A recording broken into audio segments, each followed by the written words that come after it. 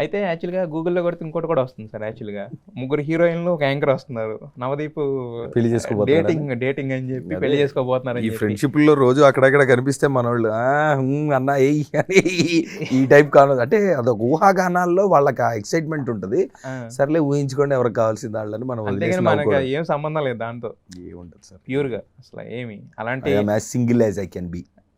But కాకపోతే at any point of time ఎవరో ఒకరి మీద ఒక క్రష్ అనేది ఉంటుంది. అట్లీస్ట్ కనీసం కొన్నిసార్లు కో స్టార్స్ మీద కూడా ఉండొచ్చు. కలిసి ఉంటుంది, close గా ఎందుకు work 100% చేస్తాం ఉంటుంది, కాబట్టి. 100% ఉంటుంది. సో దాంట్లో మరి doubt ఏం దాన్ని లేదు. ఎప్పుడు నెక్స్ట్ లెవెల్ ప్రస్తుతానికి లేదంటున్నా అంతే. 100% ఇంతకు ముందు ఉండేదా జరిగింది? Yeah, but like I had like one or two like dating scenarios from the industry I had, but now it's not the same. అదే అందుకే రాశారు. మరి ఇందాక మీరు జస్ట్ ఊరినే ఫ్రెండ్షిప్ అన్నారు. ఇప్పుడు రీసెంట్ గా అంటుంటే అది జరిగి చాలా రోజులు అయింది, ఆల్మోస్ట్ మోర్ దెన్ 10 years అయింది. ఇప్పుడు రీసెంట్ న్యూస్ కాదంటున్నారు, రీసెంట్ న్యూస్ కదా. ఊహాగానాలకి టైం అయిపోయింది అంటున్నారు. ఊహాగానాలకి అయితే ఒక యాంకర్ తో పెళ్లి అనేది మాత్రం బాగా విపరీతంగా రాసుకున్నారు. ఒక 2 years బ్యాక్, ఒక 2-3 years బ్యాక్. లేదా అసలు ఆ పెళ్లి అనే మైండ్ Topic ఏ లేదు అయితే లేదు యాక్చువల్లీ.